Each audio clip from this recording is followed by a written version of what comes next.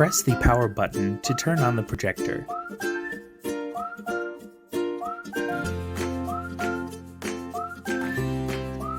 Press this button to enter the interface for input source. Select Screen Mirroring. Press OK. Connect your iOS device to the USB port of the projector with the original Lightning cable.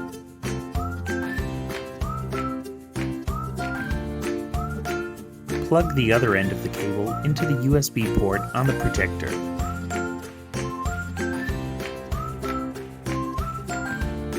A pop-up window will appear asking to trust this computer. Please select Trust. The display of your iOS device will be projected to the wall or screen.